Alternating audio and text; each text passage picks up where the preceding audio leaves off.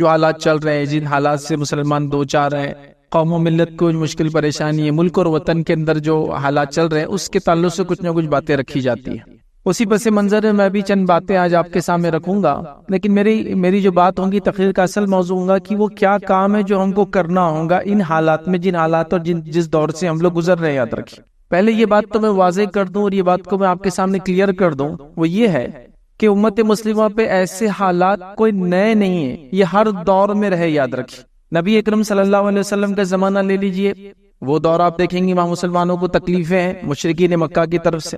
مشرکین مکہ کی تکلیفیں ختم ہوتی ہے، مسلمان ہجرت کر کے مدینہ جاتے ہیں تو جنگ کی شکل میں، مطلب وہ اتنا خلاف ہو جاتے ہیں کہ جنگیں ہوتی، وہ آپ دیکھ رہے ہیں حالات۔ اس کے بعد وہ مسلمانوں کی زندگیوں کو یا ان کی حیات کو تنگ کرنے کے لیے ان سے تجارتیں بند کر دے رہے، ان کا بائیکاٹ کیا جا رہا ہے، شادی بیاہ توڑ دیے جا رہے ہیں، اور کئی تکلیفیں اور کئی مصیبتوں سے لوگ گزر رہے ہیں۔ تو امت مسلمہ ایسا کبھی نہیں ہوا کہ ایسے حالات سے دو چار نہیں ہوئی۔ یاد رکھیں، ہم تاریخ کو جانتے ہیں، تاریخ کو ہم نے پڑھا ہے، ہسٹری کو ہم جانتے ہیں، آپ سب نے کچھ نہ کچھ سنا ہوگا، اگر پڑھا نہ بھی ہوگا۔ وہ یہ ہے کہ ایک زمانہ آیا تھا جب تاتاریوں نے مسلمانوں پہ حملہ کیا تھا، وہ تاریخ بھی آپ یاد کیجئے، اور وہ جو 13ویں صدی تھی، یاد رکھیے، اس صدی کے اندر جو مسلمانوں کا جو خون بہایا گیا اور قتل و غارت گری کی گئی۔ میں خالی ایک مثال دیتا ہوں کہ افغانستان جو آج کے دور کا ہے، اس سے متصل جو ایران کا علاقہ ہے اور کچھ آج کے پاکستان کا جو علاقہ ہے، یہاں حکومت ہوا کرتی تھی، اس کو خوارزم شاہ کہتے تھے۔ تو وہ جو حکومت کا جب تاتار وہاں آئے تو پہلا حملہ انہوں نے وہیں کیا تھا، بغداد وغیرہ، مسلم خلافت بعد میں تھی، اس کے بعد یہ ایک ترکوں کی حکومت تھی، یاد رکھیے۔ تو جب یہ تاتار یہاں پہنچے اور یہاں ان کی جنگ ہوئی، یاد رکھیے، تو یہاں کی آبادی ریکارڈز کے مطابق 20 لاکھ ہوا کرتی تھی۔ تاتاریوں نے 18 لاکھ لوگوں کو مارا، مطلب صرف 10% آبادی کو چھوڑا تھا، مطلب پورے ملک کی آبادی 100% سے گھٹا کر 10% بچ گئی تھی، چونکہ ان کے پاس آبادیوں کو روکنے کا اور جو لوگ ان کے خلاف جاتے تھے روکنے کا کوئی طریقہ تھا نہیں، تو انہوں نے قتل کرنے کو ایک طریقہ سمجھا، اور یہ حالت کی یاد رکھیں۔ اس کے بعد بغداد کی حالات وہ کیا ہے آپ سب جانتے ہیں، مطلب اس کو آپ پڑھ سکتے، تاریخ اس پر گواہ ہے۔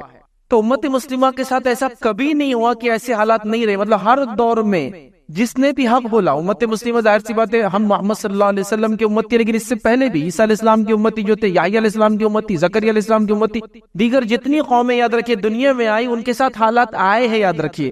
تو اس سے یہ پتہ چلا کہ اللہ رب العزت کی سنت اور طریقہ رہا ہے کہ یاد رکھیے اللہ رب العزت نے اس کے چہیتے بندوں کو آزمائے، ہمیشہ یاد رکھیے۔ تو یہ میرے اور آپ کی آزمائش ہوتی ہے، یاد رکھیے، لیکن ان آزمائشوں میں کیا کرنا ہے یہ جاننا بھی ہم کو بے حد ضروری، یاد رکھیے۔ اور جو پچھلے حالات گزرے اس سے سبق بھی حاصل کرنا بہت ضروری ہے، اور جو اللہ کی کتاب اور اس کے رسول صلی اللہ علیہ وسلم کی سیرت میں ایسے معاملات میں ہم نے کیا کرنا چاہیے اس کو پڑھنا بھی ضروری ہے۔ تو جہاں حالات پر تبصرہ ضروری ہے، اس دور سے جس سے ہم گزر رہے اس میں کیا کرنا اس کو جاننا اور سوچنا ضروری ہے، تو وہیں یہ بھی سوچنا ضروری ہے کہ ہم لوگ ایسے حالات سے پہلے کب گزرے تھے اور وہاں کے لوگوں نے اس کا کیسے جواب دیا، وہ لوگوں نے اس کا کیا کیا، رب العزت نے آزمائش میں ان کو کیسے کامیاب کیا۔ اور یہاں ایک نقطہ جو اہم پوائنٹ ہے، یاد رکھیے، وہ بھی آپ کو سمجھانا چاہوں گا۔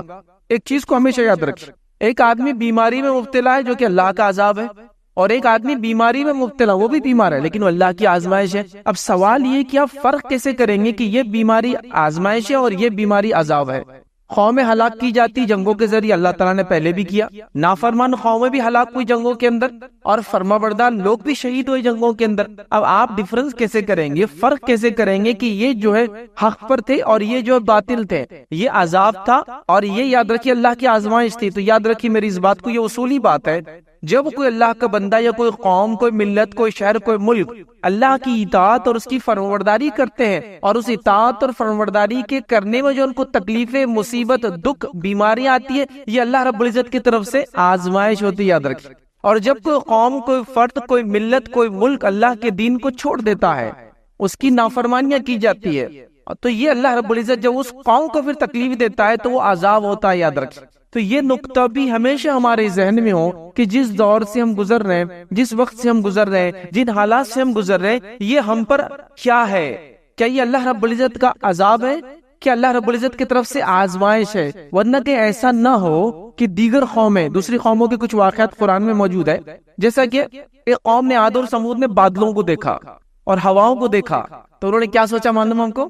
اب بادل آئے ہیں، ہوائیں اچھی چل رہی ہے تو نتیجتاً بارش ہوں گی، مطلب ہمارے ڈیم وغیرہ بھر جائیں گے، کھیتیاں لہلائیں گے، اور خوش ہو رہے تھے۔ لیکن وہ اللہ کا کیا تھا؟ عذاب تھا، وہ پہچان نہیں پائے، اور جب وہ آندھی اور طوفان آئی، آپ سب جانتے پورے کے پورے اوندھے گر گئے اور اللہ رب العزت کے عذاب میں مبتلا ہوئے۔ تو پتہ یہ چلا کہ قوموں کو جب اللہ نے عذاب میں مبتلا کیا تو اکثر لوگ پہچان نہیں پائے کہ یہ عذاب تھا۔ لیکن ایک قوم کا تذکرہ قرآن میں ہے جس نے جب بادلوں کو دیکھا تو وہ لوگوں نے یہ نہیں سوچا، وہ جھوم نہیں اٹھے کہ اب بارش آئیں گی، کھیتیاں لہلہائیں گی، ڈیم میں پانی ہوگا، نہیں، وہ لوگ فوراً توبہ کی طرف بھاگے۔ اور وہ کون سی قوم تھی؟ وہ قوم یونس تھی۔ قوم یونس قرآن کے اندر ایک ہی ایسی قوم ہے جس نے عذاب کو دیکھا تو پہچان لیا کہ یہ عذاب ہے، یہ کوئی خوشخبری دینے والے بادل نہیں ہے، یہ ہوائیں خوشخبری لانے والی ہوائیں نہیں ہیں جس سے فصلیں آتی ہے، یہ عذاب والے، اور توبہ کر لیا۔ اور اسی لیے آپ واقعہ جانتے نا، یونس علیہ السلام قوم سے نکل کر چلے گئے یہ سوچ کے کہ عذاب آنے والا ہے، اور قوم نے توبہ کر لی۔ نتیجتاً اللہ تعالیٰ نے یونس علیہ السلام، چونکہ اللہ کے حکم دینے سے پہلے نکل گئے تھے، یہ ان کی خطا تھی، تو اللہ نے کیا کیا؟ ان کو آزمایا، اور پھر وہ جس کشتی میں جا رہے تھے وہ کشتی بھور میں آ گئی اور ایک مچھلی نے آپ کو نگل گیا۔ پورا واقعہ آپ جانتے ہیں۔ چونکہ یونس علیہ السلام کو لگا ساری قوم میں عذاب آتا ہے تو ختم ہو جاتی، یہ قوم بھی ہو جائیں گے، لیکن اس قوم نے پہچان لیا۔ تو میں یہ بھی چاہوں گا یہاں یہ نقطہ بتانا کہ جب حالات ہم پر آتے ہیں، جن حالاتوں سے میں اور آپ گزرتے ہیں، تو اس حالات کو آپ یہ بھی جانیے کہ یہ عذاب ہے، یہ آزمائش ہے، اور عذاب تب ہوں گی جب اللہ کی نافرمانیوں کی وجہ سے یہ ہم کو تکلیف آ رہی ہے، اور جب آزمائش تب ہوں گی جب اللہ کی فرمانبرداری ہم کر رہے ہیں اور اس کے بعد کوئی تکلیف آ رہی ہے، تو یہ آزمائش ہوتی۔ یاد رکھیں اس نقطے کو، اس اہم پوائنٹ کو آپ یاد رکھیں۔ اب آئیے میں ایک سوال کرتا ہوں آپ سے، اور اس بات کو آپ غور سے سنیے۔ میرا ایک سوال ہے کہ آپ نے ایک بہت قیمتی ہینڈ سیٹ لیا، آلہ لیا، جو بھی آپ موبائل وغیرہ بولتے ہیں، اور لینے کے بعد اس کو استعمال کیا اور وہ خراب ہو گیا۔ اب آپ کیا کرتے ہیں؟ اس کو آپ اس کو لے کر ایسا سجا کر آپ کے شوکیس میں رکھتے ہیں گھر میں، تاکہ ہر آنے والے کو بتائے کہ اتنے ہزار کی چیز میں نے لی تھی اب نہیں چلتی ہے؟ یا تو پہلا کام آپ اس کو بنانے کی کوشش کریں گے، اگر نہیں بنا تو دوسرا کام اس کو بیچنے کی کوشش کریں گے، اور وہ بھی نہیں ہوا تو تیسرا اس کو پھینک دیں گے۔ پھینک دیں گے مطلب گھر میں تھوڑی دیر پڑے رہیں گی، بچوں کے ہاتھ میں رہیں گی، ادھر ادھر کھیلنے کودنے، بیٹری الگ، یہ الگ، اسکرین الگ، اور وہ کچرے میں ایک دن چلے جائیں گے۔ یہی ہوتا ہے نا۔ گویا ہر وہ چیز جو استعمال کے لائق نہیں ہوتی ہے، وہ آپ کی ضرورت نہیں ہوتی ہے، اور جو چیز ضرورت کی نہیں ہوتی ہے وہ آپ پر بوجھ ہو جاتی ہے، اور ہر بوجھ کو آپ ہٹانا چاہتے اور اٹھانا چاہتے اور سرکانا چاہتے۔ یہ بات ہے نہیں؟ چلیے اس پوائنٹ کو، اگر نقطے کو آپ نے سمجھے تو آگے آئیے۔ قوموں کا بھی مزاج دوسری قوموں کے لیے ایسا ہی ہوتا ہے، لوگوں کا بھی مزاج دوسرے لوگوں کے لیے ایسا ہی ہوتا ہے۔ جب تک قوم میں نفع بخش ہوتی ہے لوگ ان سے فائدہ اٹھاتے ہیں اور ان کے گن گاتے ہیں، اور جب قوم میں نفع بخش نہیں رہتی ہے تو لوگ ان سے سوال کرتے تم کیوں، تمہارا وجود کیوں؟ سمجھ رہے بات؟ ان سے سوال کیا جاتا ہے۔ تو قومیں جب قوموں کی ضرورت بن جاتی ہے تو یاد رکھیے وہ ان کے پیچھے لگ جاتے ہیں، چونکہ وہ ان کو خیر دیتی ہے دنیا میں، اور جب قومیں اپنے مقام کو بھول جاتی ہے اور دنیا کچھ دے نہیں پاتی تو لوگ ان کو سرکانا چاہتے ہیں، ہٹانا چاہتے ہیں، ریپلیس کرنا چاہتے ہیں، بدلنا چاہتے ہیں۔ یہ بات بالکل عام ہے، یاد رکھیے جیسا آپ گھر میں استعمال کی چیز کو ویسے انسان قوموں کے ساتھ کرتا ہے۔ صحابہ کا دور لے لیجئے، تابعین کا دور لے لیجئے، تبع تابعین کا دور لے لیجئے، سلف صالحین مطلب یہ امت کے سب سے پہلے نیک لوگ جو گزرے ان کا دور لیجئے۔ یہ انسانیت کے لیے نفع بخش لوگ تھے، اتنے نفع بخش تھے کہ لوگ ان کے تعلق سے تصور کرتے تھے کاش یہ ہم پر راجہ حکومتیں کریں۔ یہ نان مسلم، غیر مسلم قوموں کی بات کر رہا ہوں۔ وہ تصور کرتے تھے، امیدیں لگائے بیٹھتے تھے کاش ہم مسلمانوں کے زیر حکومت پلے، ان کے انڈر میں رہ چکے۔ ان کے پاس طریقہ یہ ہے کہ بادشاہ کا مذہب اور رعایا کا مذہب الگ ہو سکتا ہے۔ دنیا کا اصول پہلے یہ تھا اسلام کے آنے سے پہلے کہ بادشاہ کا جو مذہب ہوتا تھا وہی رعایا کا ہوتا تھا۔ اگر رعایا میں سے کوئی ایک آدمی بھی الگ مذہب کو اختیار کرتا تھا اس کو قتل کر دیا جاتا تھا۔ اسلام نے لوگوں کو چھوٹ دی اور کھلی آزادی دی۔ اسلام نے لوگوں کو اسلام کی دعوت دی پہلے، لیکن دعوت کے بعد کھلی آزادی دی، جس مذہب پہ وہ چلنا چاہے مسلمانوں کے ماتحت وہ چل سکتے اور رہ سکتے۔ یاد رکھیں یہی نتیجہ تھا کہ قومیں انتظار کرتی تھی کہ مسلمانوں کا عدل سب سے زبردست، مسلمانوں کا انصاف سب سے زبردست، مسلمانوں کی کھیتی باڑی کا سسٹم سب سے زبردست، مسلمانوں کی ٹیکنالوجی سب سے زبردست، تو لہذا کیوں نہ یہ ہم پر آ کر حکومت کرے۔ وہ انتظار کرتی تھی، بلکہ تاریخ میں یہ روایتیں موجود ہے کہ قوموں نے اپنے بادشاہوں کے خلاف بغاوت کی، حالانکہ قوم کا اور بادشاہ کا مذہب ایک تھا، لیکن مسلمانوں کے خاطر انہوں نے اپنے بادشاہوں سے بغاوت کی، چونکہ وہ چاہتے تھے عدل اور انصاف کے تحت ان کی زندگیاں رہے، وہ جہاں بھی رہے سکون اور اطمینان سے جی، ہر کوئی چاہتا ہے۔ تو یہ بھی ہوا، تاریخ نے یہ دیکھا۔ اب میرا سوال ہے کہ ہم لوگوں کے لیے نفع بخش ہو رہے ہیں؟ ہمارے حالات دیکھیے، ہم کو اللہ رب العزت نے جو زندگی کے شکل میں وقت دیا، کہاں ہم اس کو گنوا رہے ہیں؟ ایک قوم اور ملت ہونے کے ناطے کیا ہماری کارکردگی بتائیے؟ ہم لوگوں کا جو مزاج بن چکا ہے، مزاج کیا ہے معلوم آپ کو؟ اس بات کو آپ کو سننا پڑے گا. ہمارا مزاج ہی ہم کھانا چاہتے ہیں اچھا، ہم پینا چاہتے ہیں اچھا، ہم سونا چاہتے ہیں اچھے سے، ہم گھومنا پھرنا چاہتے ہیں اچھے سے، اور ہم منمانی زندگی گزارنا چاہتے ہیں. ہم کچھ بھی وہ کرنا نہیں چاہتے جو دین ہم سے ہمارے امید کرتا ہے، ڈیمانڈ کرتا ہے، حکم دیتا ہے، ہم پر فریضہ عائد کرتا ہے. آپ اندازہ لگائیے، دوسرے چیزوں کو تو آپ چھوڑ دیجئے، یہاں جو چیز فرض ہے نماز وہی غائب ہے، یاد رکھیے. تو دین جو ہم سے چاہتا ہے ہم وہاں ہم اسی ہر چیز کو چھوڑ رہے ہیں. یاد رکھیے جب فرائض کا یہ حال ہے تو نوافل کا کیا لوں گا آپ دیکھیے نوجوانوں، دیکھیے میری بات جو اکثر لوگ سن رہے ہیں، میں چہروں کو دیکھ رہا ہوں، بہت کم لوگ ہیں جن کے داڑھی اور سر میں سفید بال ہیں جو میری باتوں کو آج سن رہے ہیں. بہت کم لوگ ہیں، ہے نا؟ تو آپ سب نوجوان ہیں. اللہ رب العزت نے آپ کو زندگی کا سب سے اچھا مرحلہ دیا ہے، لیکن بیسک سوال ہے، کیا صرف اپنے حق کے لیے ہم صرف لڑتے رہیں گے؟ کیا ہو رہا تو اس کے احتجاج میں جوابی کاروائی کرتے رہیں گے، کہ ہم بھی کچھ اپنے طرف سے قدم پہ اٹھائیں گے کہ یہ ہماری پہل ہے اس کام کے لیے اور یہ ہمارا جواب ہے ان کی فلاں چیز کے لیے؟ اگر کوئی یہ کہتا ہے کہ تم سب سے بدترین، سب سے جاہل، سب سے ان پڑھ، سب سے گوار، سب سے برے لوگ ہو، تو ہماری جوابی کاروائی یہ نہیں ہوگی کہ اس سے بری کوئی حرکت ہم کر کے بتائیں گے. ہماری جوابی کاروائی ہوگی کہ ہم وہ لوگ ہیں جو سب سے زیادہ پڑھتے ہیں، سب سے زیادہ سمجھدار ہے، سب سے زیادہ انسانیت کی نفع بخش ہے. یہ ہمارا جواب ہوگا. یہ جواب ایک دن میں تو دیا نہیں جا سکتا. میری ایک تقریر اور آپ کی ایک تقریر ہے کسی مخرر کے بولنے سے تو نہیں ہوتا. ایک منصوبہ بنا کے قوم کو ایسا 10 سے 15 سال جانا پڑے گا آگے، تو 15 سال بعد قوم دوسرے قوموں کو پتا چلے گا یہ قوم نے واقع میں کچھ کیا. مساجد کے تعلق سے اگر خالی ایک آپ کو ایک سمجھانے کے لیے بات کہوں، 1992 سے پہلے کے مساجد اور تحریکوں کے حال دیکھیے، اور 1992 کے بعد مساجد اور تحریکوں کے حال دیکھیے، کچھ نہ کچھ اضافہ ہوا. لوگوں کو مسجد کی اہمیت پتا چلی جب ایک مسجد ہاتھ سے گئی. لوگوں نے پھر مسجد کی اہمیت کو جان کے تحریکوں سے جڑے، کام شروع کیا، نظم بنایا، منصوبوں کے تحت کام کیا، آگے بڑھے، ہے نا؟ کچھ نہ کچھ یہ جواب تھا کہ ایک مسجد اگر جاتی ہے تو ہم کئی مساجد کو آباد کرنے والے بنیں گے. اب بیسک کوشچن ہے، سوال ہے، لوگ ہم پر آج پھر سوال کریں، تم سب سے جاہل قوم، تم عورتوں پہ ظلم کرنے والے لوگ، تم سب سے ظالم اور جابر، جانوروں کو تک نہیں چھوڑتے کھا جاتے، تم وہ قوم ہے جو جہاں بھی بستے وہاں گندگی رہتی ہے، تم وہ قوم ہے جہاں تم رہتے وہاں ترقی، مطلب وہ ملک ترقی نہیں کر سکتا. ہر ملک میں دیکھو تمہارا یہ حال ہے، جھگڑا فتنہ اور فسادی کرتے ہو تم پورے دنیا میں. یہ ان کا ہمارے سے سوال ہے. ہمارا جواب کیا ہوگا؟ ہم جمعے کے خطبے میں بولیں گے نہیں ہم ایسے نہیں ہیں، ہم سب سے زیادہ امن والے لوگ ہیں، سب سے زیادہ صاف ستھرے لوگ ہیں، ہم سب سے زیادہ پڑھنے والے لوگ ہیں، ہمارے پاس اللہ کی کتاب ہے. یہ بولنے سے نہیں ہونے والا ہے نا، ان کو عمل سے دیکھیں گے. وہ ہمارے چلتے پھرتے وہ دیکھ کر سمجھیں کہ ہاں یہ قوم ایسی ہے. دیکھیے میں آپ سے سوال کرتا ہوں، کسی قوم کے بارے میں آپ کیسے پتہ لگاتے یہ اچھے یا برے ہیں؟ ان کے اعمال دیکھ کے نا. مطلب کسی کو آپ دیکھتے تو ظاہر سے دیکھ کے بولتے ہیں یہ اچھے لوگ دکھ رہے. کیسے؟ آپ ٹرین میں سفر کر رہے تھے، ایک صاحب سامنے تھے، نان مسلم تھے، انہوں نے اپنا ڈبہ نکالا، آپ کو پیش کیا، آپ نے کھایا اور آپ نے بولا ماشاءاللہ دیکھو یہ قوم کتنی اچھی ہے. جو بھی قوم سے ہوتا، جو بھی مذہب سے تعلق رکھتا. آپ کسی جگہ سفر کر رہے تھے، آپ نے کسی نان مسلم کی مدد کر دی، وہ بولے گا میں ایک مسلمان سے ملا تھا، بڑے اچھے ہوتے ہیں، حالانکہ اکثر خراب ہوتے ہیں. نیوز وغیرہ تو یہ بتاتی ہے اکثر خراب، لیکن میں تو ایک اچھے سے ملا تھا، میرا پڑوسی تو ایک اچھا ہے. تو کیا ہم ویسی ذمہ داری اٹھا رہے کہ صرف ہم یہ بولنے کے لیے ریڈی ہے کہ نہیں ہم پہ یہ ظلم ہو رہا؟ نہیں، ہم کو کچھ نہ کچھ قدم اٹھانا پڑے گا. تو پہلا میرا آپ لوگوں سے اپیل ہے، نوجوانوں سے اپیل ہے، اللہ نے آپ کو سب سے پرائم ٹائم اپنے لائف میں پہنچائے ہوئے جوانی.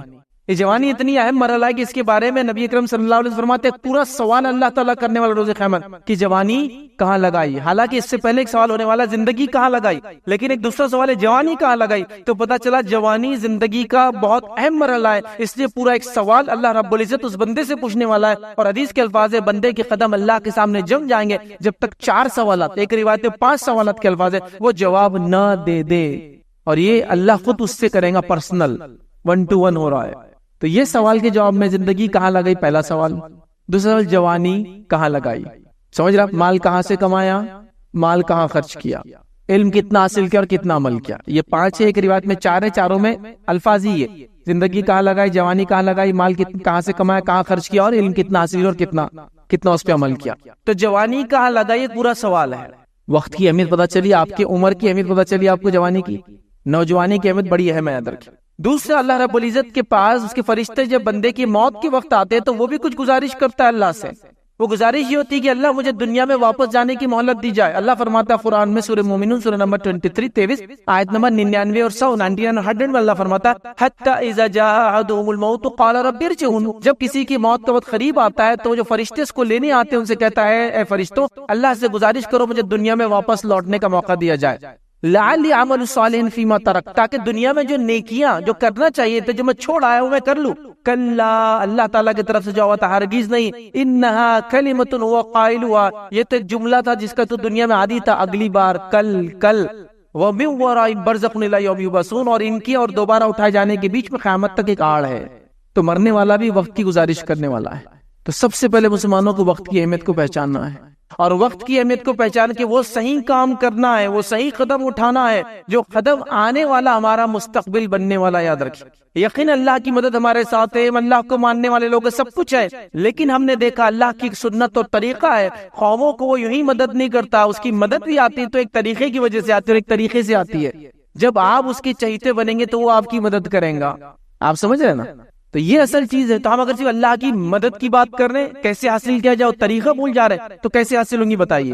تو لہٰذا سب سے پہلے نوجوانوں سے اپیل کروں گا، یہ وقت کی سب سے اہم ضرورت ہے کہ آپ اپنی جوانی کی اہمیت کو پہچانو، اور اس جوانی کے اندر جو مطلوب ہے، جو دین آپ سے چاہتا ہے، ان کاموں میں لگ جاؤ. یہ مٹر گشتی، کھیل کود، نکڑ، چوراہے، ہوٹل، تھیٹرز، تمباکو، نشہ، پان بیڑی، یہ نہیں ہے تمہارا کام.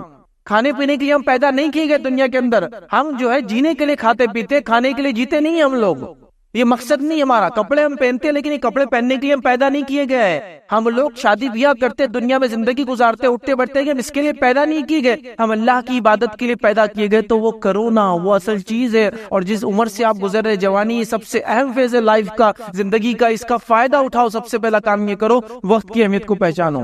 ایک ٹائم ٹیبل، ایک نظام الاوقات، ایک منصوبہ ہونا چاہیے. ہمارا دین اتنا وقت کا پابند ہے. میں آپ کو بتا رہا ہوں، اگر اس مسجد میں نماز، میں نہیں جانتا ظہر کب ہوتی ہے، لیکن اگر ظہر کی نماز دیکھیے 1:30 بجے، اگر 1:30 بجے اور امام صاحب جلدی آ جائے 1:20 پر، اور سب مصلی بھی جلدی آ جائے 1:20 پر، تو یہ طے نہیں کر سکتے کہ چلو 1:20 کو کھڑے کر دیں گے. 1:30 تک رکنا ہی ہے آپ کو، تب جماعت کھڑی ہوتی ہے. اور ابھی تو ڈیجیٹل کلاکس آ گئے نا، تو مسجد میں وہ لال چمکتا تو اس کے اندر سیکنڈ نہیں بتاتا ہو، تو 1:30 اور 00 سیکنڈ ہوئے تو اقامت شروع ہوتی ہے. اللہ اکبر، اللہ اکبر.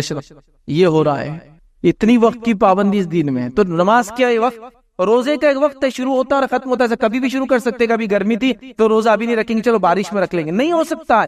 روز کا ایک وقت ہے، وہ ہے رمضان، اور اس میں بھی شروع ہونے کا ایک وقت ہے، رات ختم ہونے سے پہلے، فجر سے پہلے. اور ایک وقت ہے وہ ہے مغرب تک چلیں گا، اس کا بھی وقت ہے نا. جلدی بھی نہیں کھول سکتے، دیر تک بھی نہیں کر سکتے. ایسا بھی نہیں کر سکتے کہ آج کا روزہ آدھا دن رکھیں گے، کل کا 1.5 دن. نہیں ہو سکتا. ہر چیز کا ایک وقت ہے. لیکن سوال ہے امت مسلمہ کے پاس کیا کسی چیز کا وقت ہے؟ کوئی پابندی ہے؟ بھائی بزنس کرو، تجارت میں آگے بڑھو، انشاءاللہ اگلا سیزن یہاں بھی تم کو اگلا ہی چاہیے. پڑھائی میں آگے بڑھو، انشاءاللہ اگلا سیمسٹر یہاں بھی تم کو اگلا ہی چاہیے. ارے بھائی جو کھیتی باڑی میں اگلی فصل، جی اگلی فصل، یہاں بھی تم کو اگلا ہی چاہیے. ہر بار نیکسٹ، ہر بار اگلا. کب؟ آج ابھی کب سے نمازی بن جاؤ انشاءاللہ. اگلے جمعے سے دیکھو اب جوش آ گیا مجھے. دیندار بن جاؤ انشاءاللہ، اگلے رمضان سے دیندار. ارے دین پر آ جاؤ انشاءاللہ. رمضان ابھی حج کو جا رہا ہوں، حج کے بعد. یہ کیا لگا رکھا ہے ہم نے مذاق. ہم کو آج سے، ابھی سے یہ حالات سے دیکھ رہے ہیں گزر رہے، یہ حالات اور بد سے بدتر ہو جائیں گے. میں نے شروع میں کہہ دیا یہ عذاب ہے، یہ آزمائش ہے، یہ آپ کو اپنے اعمال سے اندازہ لگانا ہے. یہ حالات بد سے بدتر ہونے والے. سوال یہ آپ کی اور میری تیاری کیا ہے؟ نوجوان آپ نے کیا پلان کیا اپنی زندگی کو، اور کیا پلان کرتے اپنے بچوں کے بارے میں؟ قومیں دیکھیے، ہم لوگ بہت دور کی سوچنے والے لوگ ہیں، معلوم آپ کو. ہم جنت کے بارے میں سوچتے ہیں یہاں کر رہے کر دنیا کے اندر. ہم جہنم سے ڈرتے ہیں یہاں. تو جب ہم اتنے دور کا سوچتے ہیں تو اس دنیا کے اندر بھی دور کا کیوں نہیں سوچتے ہو؟ اگلا منصوبہ، اگلا پلان، اگلا بزنس کیا ہے؟ اگر آپ کا ایک بزنس اور تجارت تھی، ماشاءاللہ بہت اچھی بات ہے آپ نے کی، لیکن آپ نے کسی اور کو کھڑا کیا اس تجارت میں؟ نہیں، تم اکیلے ہی چلا رہے ہو صرف. کیوں نہیں تم نے اپنے اطراف میں سے لوگ پیدا کر دی جو تجارت کے اندر آگے بڑھے، تاکہ قوم اور ملت، زکوٰۃ و صدقہ بھی تو زیادہ نکلے گا جتنا کمائیں گی زیادہ. نہیں سوچا آپ نے کبھی؟ 50 سال گزر گئے آپ کی تجارت میں اور آپ اکیلے ہی آج بھی اس مارکیٹ میں. کیوں نہیں آپ کے دوسرے بھائی اس کے اندر اترے؟ دوسری قوموں کو دیکھو کن کن کو اپنے رشتہ داروں کو دور دور سے اٹھا کر لاتے تجارت میں سیٹ کرے. ہم نے کچھ نہیں کیا، نہ تعلیم کے فن میں کچھ کیا، نہ تجارت کے فن میں کچھ کیا، نہ مالیات اقتصادیہ جس کو بولتے اکنامی میں کچھ کیا، نہ فائنانس میں کچھ کیا. ہمارے پاس سود حرام ہے نا؟ حرام ہے نہیں ہے؟ حرام ہے. ہر کسی کے نزدیک سود حرام ہے. لیکن سوال یہ میرا آپ کا، سود کے خلاف کیا کام کیا آپ نے؟ کون سا ایسا آپ نے سسٹم کھڑا کیا جو بتایا کہ نہیں یہ سودی نظام ہے تو یہ غیر سودی نظام کے فائدے ہیں؟ تو نوجوانوں، یہ سب کے لیے تب ہوگا نا جب تم سوچو گے، تم ہوش میں آؤ گے، تم اپنی غفلت سے نکلو گے، تم وہ سوتی ہوئی نیند سے جاگو گے. اور تمہاری بڑی اہمیت ہے. کتنی اہمیت ہے کہ اللہ رب العزت نے ہر جمعہ، غور سے سنو نوجوانوں تمہاری اہمیت کیا ہے. اللہ رب العزت نے ہر جمعہ تمہارے بارے میں ایک واقعہ پڑھنے کا ہم کو حکم دیا اپنے نبی کے ذریعے، کہ کہا کہ ہر جمعہ سورہ کہف پڑھو. اور سورہ کہف کا پہلا واقعہ کس کا ہے؟ وہ چند نوجوان تھے جو اپنے رب پر ایمان لائے تھے، اور وقت کے بادشاہ نے ظلم کیا تو اپنے آپ کو بچانے غار میں چلے گئے. اسی سے اس کا نام سورہ کہف پڑا. غار کو بولتے کہف عربی کے اندر، کیو جس کو بولتے ہیں. تو تمہارا ایک واقعہ، نوجوانوں کا ایک واقعہ، تو اللہ رب العزت نے اپنے نبی کے ذریعے ہم کو ریپیٹ کرو، ہر جمعہ پڑھو. اور اس کی فضیلت کیا معلوم؟ اس کی پہلی 10 آیتوں کی، اس کی پہلی 10 آیتوں کی فضیلت یہ جو اس کو پڑھیں گا دجال کے فتنے سے بچا رہے گا. کیا بات ہے، کیا واقعہ ہے، کیا نصیحت ہے اس کے اندر حاصل نہیں ہو رہی ہے؟ کہ نوجوانوں کا ایک جماعت تھی جو ایمان لائی تھی اپنے رب پر، تو کیوں بھول گیا نوجوان اپنی اہمیت کو؟ میں چاہوں گا اپنی غیرت کو جگاؤ، اپنی جوانی کا فائدہ اٹھاؤ. وہ مشن اور جس کام کے لیے اللہ نے تم کو پیدا کیا اس کام کو لے کر آگے بڑھو. اب کرنا کیا ہے؟ تو پہلا کام میں آپ سے گزارش کروں گا جو کرنا ہے نوجوانوں، اس دور میں جس دور سے میں اور آپ گزارے، ویسے ہر دور کے لیے چیزیں ہیں لیکن یہاں اور زیادہ اہم ہے. سب سے پہلا کام آپ کو کرنا ہے اتحاد اور اتفاق کو قائم کرنا اپنے اندر. آپ کسی جماعت، کسی مسلک، کسی علاقے، کسی گروہ سے آپ تعلق رکھ سکتے ہو، وہ الگ بات ہے، لیکن آپ اگر کلمہ پڑھتے ہیں اور ایک مسلمان ہے تو اتفاق اور اتحاد پہ آنا پڑے گا مجھے اور آپ. باوجود اس کے کہ ہم اختلاف ہوگا، وہ ہوگا. اور اتحاد کس کو بولتے ہیں؟ آپ کو کیا لگتا ہے اتحاد کا مطلب یہ کہ سب ایک جیسے ہو جائے؟ نہیں، اتحاد کا معنی ہوتا ہے اپنے اختلافات کو بازو رکھتے ہوئے جن پوائنٹس میں ہم آ جاتے کٹ ہوتے وہ اتحاد ہے. یاد رکھیں، میرے کپڑوں کا آپ کے کپڑے الگ ہے، آپ کا کھانا الگ میرا کھانا الگ ہے، آپ کی زبان میری زبان الگ ہے، آپ کی نسل میری نسل الگ ہے، آپ کا خاندان میرا خاندان الگ ہے، آپ کا مسلک میرا مسلک ہے، آپ کی جماعت میری جماعت الگ ہے، آپ کا ملک میرا ملک الگ ہے، لیکن مسلمانوں کے ناطے ہم پھر بھی اتحاد سے رہیں گے. جب بھی ملیں گے مسکرا کر ملیں گے، ہاتھ ملائیں گے، گلے لگائیں گے، مصیبت میں مدد کریں گے، اور خوشیوں میں شامل ہوں گے. دعوتوں میں بلائے جائیں گے تو جائیں گے، چھینک آئے تو جواب دیں گے، سلام کریں گے تو جواب دیں گے. ہماری مسجدوں کے دروازے سب کے لیے کھلے ہوں گے. یہ تو سب کرنا ہے نا. تو پہلا کام اتحاد اور اتفاق. کیا آپ کی محلے کی مسجد ایسی ہے جس میں ہر کسی کو آنے کی اجازت ہے؟ یہاں تو آج کل یہ بھی دیکھا جا رہا ہے مسجدوں میں لکھا جاتا ہے یہ مسجد کس کے لیے اور کس کے لیے نہیں ہے. سبحان اللہ، اللہ کا گھر تو سب کے لیے کھلا ہونا چاہیے. تو یہاں تو ہمارا دین یہ کرا ہے، مشرکین کو لا کر وہاں باندھا جاتا، ان کے انصاف ہوتے، لوگ آ کر کیا نہیں ہو رہا تھا. تو ہماری مسجد تنگ کیسے تھے؟ نوجوانوں کا کام ہے پہلا کام کر اتحاد اور اتفاق کو قائم کرو اپنے اندر، اپنے علاقے میں، اپنی مساجد میں، اپنے ایریاز میں، اور جہاں بھی آپ کام کرتے ہیں. پہلی چیز اتحاد ہے. یاد رکھیں، اس لیے کہ توحید سمجھتے نا، اللہ کو ایک ماننا جو سب سے امپورٹنٹ چیز ہے. اسی لیے تو میں اور آپ مسلمان. توحید کے بعد سب سے اہم چیز کیا مانوں آپ کو دین اسلام میں؟ اتحاد ہے. نبی اکرم صلی اللہ علیہ وسلم فرماتے، جامع ترمذی کی روایت ہے، آپ نے فرمایا شیطان اس بات سے مایوس ہو چکا ہے کہ نمازی اس کی عبادت کریں گے. مطلب صحابہ، تابعین یا نمازی مسلمان اسی کبھی عبادت نہیں کریں گے، اس سے مایوس ہو چکا ہے. لیکن وہ اس بات سے مایوس نہیں کہ ان میں جھگڑا لگا ہے، مطلب شیطان اختلاف ڈال سکتا ہے. تو اسی لیے میں کہہ رہا ہوں توحید کے بعد سب سے اہم چیز مسلمانوں کا اتحاد ہے، اور شرک کے بعد سب سے بری چیز مسلمانوں کا اختلاف ہے. یاد رکھیے، تو بہت امپورٹنٹ چیز ہے اتحاد. اسی لیے اس کو میں رکھ رہا ہوں آپ کے سامنے کہ اتحاد سب سے پہلا کام ہے جو آپ کو اور مجھے قائم کرنا ہے. دوسرا اہم کام کیا کرنا ہے آپ کو؟ دور حاضر سے ہم گزر رہے ہیں، ہم یہ سمجھ رہے ہیں کہ اسلام ہم لوگوں کو بتائیں گے تو ہم پر فتنے آنے والے، لیکن اس بات کو یاد رکھیے اسلام آپ لوگوں سے چھپائیں گے یہ فتنے کی وجہ بننے والا آپ کے اور میرے لیے. وہ الٹی سوچ مت رکھیے آپ کہ میں اپنی داڑھی کو ختم کر دوں گا تو میں پھر لوگ مجھے کچھ نہیں کریں گے، میں اپنی شخصیت کو بدل لوں گا تو کوئی کچھ نہیں کریں گے، میں اپنے نام بھی بدل کے کامن نیم رکھ لوں گا ایسے جس سے پہچانا نہ جائے کہ میرا دین دھرم مذہب کیا. اس سے فرق نہیں پڑنے والا. یاد رکھیے، اس سے فرق نہیں پڑنے والا. ایک مسلمان کو تو نہیں پڑتا ہے، آپ چاہے جو بھی کر لیں لوگ آپ کو پہچان لیتے ہیں. کیسے؟ مجھے اور ڈیٹیل میں جاننے کی ضرورت نہیں، آپ بہت باعقل لوگ ہیں. لوگ چہرے سے نہیں پہچانے گئے تو پینٹ اتار کے پہچانے گئے. پہچانے تو گئے، تم بچتے نہیں ہو. تم سمجھ رہے ہو بات؟ تو بچتے نہیں ہو. تو یہ سب کرنے کی ضرورت نہیں ہے. میں نہیں کروں کہ آپ کو الغار کرنا کسی خلاف، نہیں. آپ کو وہ کام کرنا جو آپ کے رب نے دیا، وہ ہے آپ ایک دائی قوم ہیں. آپ وہ لوگ ہیں جو لوگوں کو رب کا پیغام پہنچانے کے لیے چنے گئے ہیں. اپنا منصب جو اپنے پوزیشن کا جو ہے کام کر دیجئے، وہ جس سے جہاں ملوں جب ملوں بات کروں بتاؤں. اور آج تو دعوت کی کیا بات کروں میں، آج تو مسکنسپشن اتنے کی کلیریفیکیشن کی ضرورت ہے، وضاحتوں کی ضرورت ہے. اسلام ایسا ہے اور ایسا نہیں ہے. تو دوسرا کام کرنا ہے آپ کو اپنے منصب کو پہچان کر جو پیغام آپ کے پاس ہے نا وہ پہنچانا ہے لوگوں تک. اور وہ پیغام ہے اللہ کی کتاب کی شکل میں، وہ پیغام ہے نبی اکرم صلی اللہ علیہ وسلم کی احادیث کی شکل میں، وہ پیغام ہے آپ کے پاس جو ہے جو پوری شریعت کی شکل میں ہمارے پاس ایک جو سرمایہ ہے نا، جو ہمارے پاس موجود جو چیز ہماری کمائی اصل وہ موجود ہے، وہ انسانیت تک دینا. یہ اسلام ہے، یہ قرآن ہے، یہ سنت ہے اور یہ شریعت ہے. سمجھ رہے بات؟ تو یہ ہم کو پہنچانا ہے. اس سے ڈریے مت. یہ نہ پہنچانا ہمارے لیے باعث عذاب ہوتا ہے, اس کا پہنچانے سے ہمارے لیے خیر ہوتا ہے اللہ کی طرف سے. یاد رکھیے آزمائش آتی ہے پھر عذاب نہیں آتا ہے. اس کو نہ پہنچانا عذاب آنے کا وجہ بنتی ہے, اور اس کو پہنچانا آزمائش آتی ہے. پھر وہ آزمائش سے گزرنا صبر کے ساتھ وہ اللہ تعالیٰ ہی دیتا ہے. پہلی توفیق بھی اللہ کی طرف سے پہنچانے کی, دوسری توفیق بھی صبر کی اللہ کی طرف سے ہوتی ہے. تو یہ دوسرا اہم کام ہے جو آپ کو کرنا ہے. تیسرا کام کیا کرنا ہے؟ تیسرا کام جو آپ کو کرنا ہے اس وقت میں, یاد رکھیے, وہ اصلاح معاشرہ. اپنے سماج میں پائے جانے والے بگاڑ کو نکالنے کی آپ کو کوشش کرنا ہے. ابھی تو قوم ہوش میں نہیں ہے, تو باقی ساری چیزیں کب ہوں گی سمجھ میں نہیں آتا ہے. کسی کو نیند کی غفلت ہے تو کسی کو نشے کی غفلت ہے. کیا بولوں میں, اب قوم ہوش میں ہی نہیں ہے نا. جب تک آنکھ کھلی سو گئے تو بولے اب اٹھیں گے تو دیکھا جائے گا. ان کو کوئی پتہ نہیں عشاء کب ہوتی ہے اور فجر کب ہوتی ہے. تو ایک وہ حالت ہے کہ سونے میں غفلت ہے, اور دوسری وہ حالت ہے کہ دنیا میں کیا چل رہا ہے اسے بے غفلتی ہے. تیسری وہ حالت ہے کہ دنیا سے پریشان ہو کے اپنے آپ کو نشوں میں ڈال کے غفلت میں اتار دے رہا ہے. چوتھی وہ حالت ہے کہ مجھے جاننا ہی مسلمانوں کی حالت کیا چل رہی ہے, مجھے دیکھنا ہی ادھر. چوتھی غفلت ہے. ہر قسم کی غفلت ہم پہ تاری ہے, ہر قسم کا نشہ بولیے اس کو, ہے نہیں. ہر آدمی کا عجیب زندگی گزار رہا ہے, جس زندگی کے اندر اس کو یہ فکر نہیں کہ 5 وقت کی آج نماز ہوئی نہیں ہوئی, یہ فکر ہے کہ 2 GB ڈیٹا آج خرچ کرنا ہے کسی بھی حال میں. شام ہونے تک اگر وہ خرچ نہ ہو تو اس کو صدقہ کرنا ہے, کم از کم ہاٹ سپاٹ دے کے کہ چلو استعمال کرو, سب یوز کرو.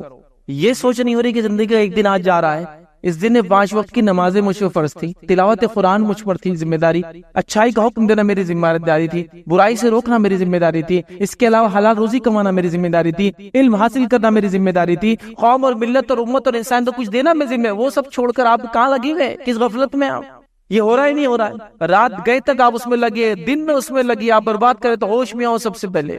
یہ سماج میں کیا کیا بگاڑ نہیں ہو رہا ہے, اس کے لیے کیا منصوبہ ہے آپ لوگوں کا بتاؤ.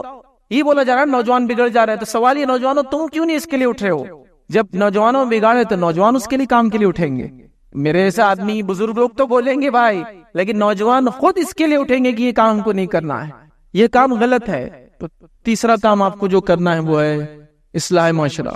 نشوں سے, یہ غفلت سے نکلو, معاشرے کی اصلاح کے لیے نکلو. اور یاد رکھو ایک اصولی بات, جو قومیں سورج کو جگاتی ہے وہ دنیا میں کچھ کر پاتی, یاد رکھو. اور جس قوموں کو سورج جگاتا ہے, مطلب تم جب اٹھتے ہو جب سورج چڑھ جاتا ہے اور اس کی تپش کی وجہ سے تم کو اٹھنا پڑتا ہے کہ دن بہت ہو گیا اٹھو, تو پھر یہ قومیں کچھ نہیں کر پاتی. یاد رکھو یہ اصولی بات. ہر قوم کو دیکھ لو, میں مسلمان خاص نہیں, ہر قوم جو صبح اٹھتی ہے, خاص طور سے تہجد کا وقت جو ہوتا ہے, وہ قوم دنیا میں, تجارت میں, مال میں, اولاد میں کامیاب ہے. وہ چاہے مسلمانوں میں سے وہ لوگ جو صبح اٹھنے کی عادی ہے, جن کے بزنس رات میں شروع ہوتے تہجد سے, دیکھو کیسی برکت ہے ان کے بچوں میں, ان کے پیسوں میں. اور وہ قوم ہے جو اس کی عادی ہے. واپس دیکھیے نان مسلم کئی صبح اٹھ کر جب فجر کو ہم جاتے تو وہاں وہ توال ہوا لپیٹ, اور نہا کر توال لپیٹ کے اخبار پڑھتے رہتا ہے یا رنگولی ڈالتی ان کی عورتیں.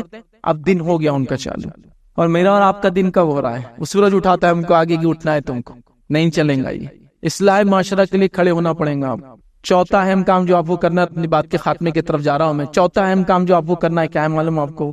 علم کے دنیا میں آپ کو بڑھنا ہے, چونکہ نالج از پاور. علم طاقت ہے. آج آپ تلوار تو بندوقیں, یہ نہیں ہے طاقت. اصل طاقت یہ عقل کی ہوتی ہے. نبی اکرم صلی اللہ علیہ وسلم دنیا میں آئے, کون سا ہتھیار ساتھ لائے آپ؟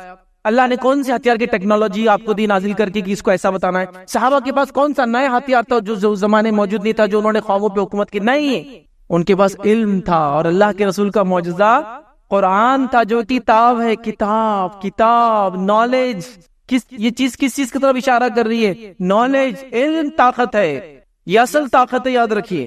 قوموں نے قوموں پر کبھی بھی حکومت طاقت کی بنیاد پر نہیں کی, یاد رکھیے. جس نے بھی طاقت کی بنیاد پہ کی, لوگوں نے ان کو طاقت سے ہٹا دیا.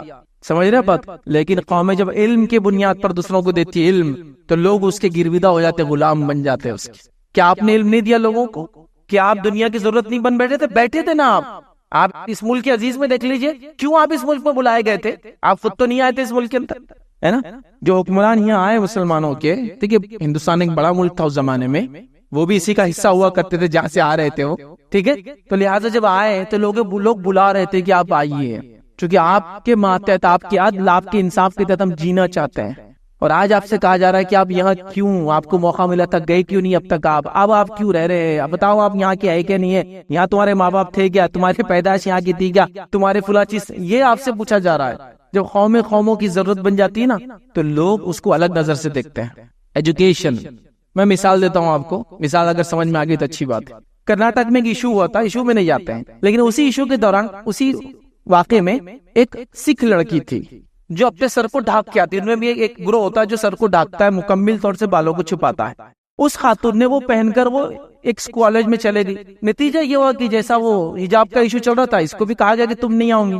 وہ فوراً پہنچی اپنے گرودوارا. انہوں نے ان سے کہا, وہ گرودوارا نے امرتسر کو لکھا, امرتسر سے ہوا, وہ فوراً منسٹری کے پاس پہنچ کر لیٹر لکھا کہ فلاں, اور منسٹری سے ایک ریگولیشن آ گیا کہ سکھ لڑکیاں اس سے مستثنا ہیں. یہ کس بنیاد پہ ہوا, یہ کس بیسس پہ ہوا؟ چونکہ وہ قوم علم اور پیسے کے معاملے میں ایسی قوم ہے کہ ہندوستان کی سب سے مالدار قوم میں سے ایک ہے, اور کبھی بھی جو جن چیزوں سے فائدہ اٹھایا جاتا نا, لوگ ان کو نیچے نہیں کر سکتے. کبھی یاد رکھیے, وہ ضرورت ہے ان کی. آپ دیکھیے سارے مسائل کے اندر حجاب عیسائی لڑکیاں بھی کرتی ہے, ان کے لیے ایشو نہیں آیا کبھی. چونکہ اگر عیسائیوں کے ساتھ یہ عمل کیا جائے گا تو وہ ان کے ایجوکیشنل ادارے بند کر دیں گے, تو یہ قوم اور ملت ہماری سبھی یہ ہے نا ہوا میں لٹک جائیں گے. مان سب سے اچھی تعلیم پورے ملک کے اندر عیسائی دیتے ہیں لوگوں کو. ہمارے شہر کے اندر دیکھیے آپ, سب سے اچھے ادارے کانوینٹ ہے. آپ اس کو سمجھیے اس بات, تو لوگ ان کو چھیڑتے نہیں ہیں. کیوں؟ تو اس لیے کہ جو قوموں کی ضرورت ہوتی ہے, لوگوں کی مجبوری ہوتی ہے ان کی عزت کرنا. نوجوانوں اٹھو, اپنے مقام کو پہچانو. تعلیم کا میدان تمہارے لیے سب سے اول ہے. اس میدان کے اندر تم کو آگے بڑھنا ہے, تعلیم کے شعبے کو پیچھے نہیں چھوڑنا ہے. یہ بہت اہم شعبہ یاد رکھیے. اور 5 اور آخری کام بس وہ یہ ہے کہ سوشل ورک, انسانیت کو کچھ دینے والے بن جاؤ. یہ مسجد جمیل بیگ یہ اپنے آپ میں ایک رول ماڈل ہے. یاد رکھ اس اعتبار سے کہ یہاں سے اتنے کار خیر انسانیت کے لیے ہو رہے ہیں. ہماری ہر مسجد اور ادارہ ایسی ہو جائے. لوگوں کے کھانے کی فکر, لوگوں کے سونے کی فکر, لوگوں کے رہنے کی فکر, ان کی تجارت کی فکر, ان کے کام کاج کی فکر, ان کے بچوں کی بے راہ روی کی فکر ہم کو ہونا چاہیے. وہ قوم ہمارے نہیں, ہم ان کی کرنا چاہیے. ہم ان کی ضرورت بن جائے سوشل ورک کے اندر.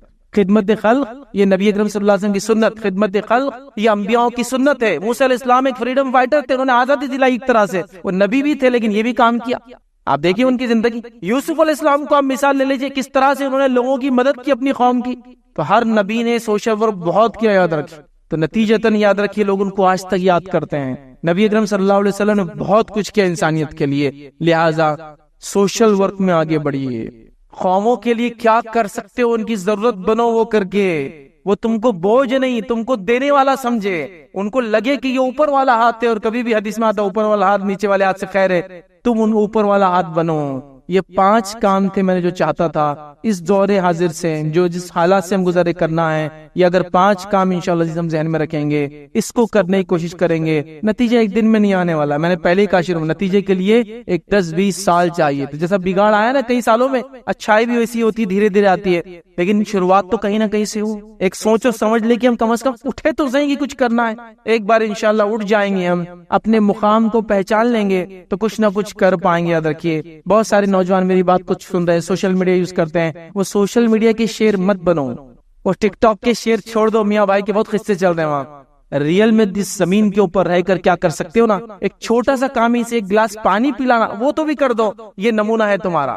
اور ہے نا وہ سوشل میڈیا پہ کیا نہیں ہو رہا آج, وہ نہیں ہے تمہاری دنیا, یہ حقیقی دنیا ہے. آ جاؤ اتر کے نیچے, اور حقیقی دنیا میں آ کر اپنے رب کو راضی کرنے کے لیے ریڈی ہو جاؤ, اور اپنے نبی کی سنت سے جانو کہ ایسی حالت میں کیا کرنا ہے, اور ہمارا جواب کیا ہوگا ایسی قوموں کو جو ہم سے سوال کرتی ہے. وہ جواب کی تیاری کرو. وہ یہ ہے کہ یہ ہمارا طریقہ کار ہے, تم ہم کو مارو گے اور ہم یہ جواب دیں گے اس کے بدلے, اور یہ ہمارے نبی کی سنت ہے, یہ ہمارا دین کا حکم, ہمارا جواب یہ ہوگا. تم ہم کو نکالنے کی بات کرو گے, ہم تمہاری خیر خواہی کریں گے. تم ہم کو مارنے کی بات کرو گے, ہم تمہارے بچوں کی خیر خواہی کی بات کریں گے. تم ہمیں جاہل کہوں گے, ہم خود علم حاصل کر کے تم کو علم دینے والے بنیں گے. سمجھے آپ؟ تو لہٰذا قوموں کی ضرورت بننا یہ وقت کی ضرورت ہے, ورنہ قومیں اس قوم کو پسند نہیں کرتی جو ان کی ضرورت نہیں بنتی ہے. تو بہرحال یہ چند باتیں تھی جو میں نے مناسب سمجھی, آپ تمام کے سامنے رکھوں. اللہ رب العزت سے دعا ہے کہ اللہ سبحانہ تعالیٰ ہم تمام کو اس گزرتے ہوئے حالات سے جو ہماری حفاظت کرے, اور اس میں واقع میں امت کو اور ہمیں جو ہے صحیح جو کام ہے اقدام اٹھانے کی توفیق عطا فرمائے. جب تک ہمیں زندہ رکھے, اسلام اور ایمان پر زندہ رکھے.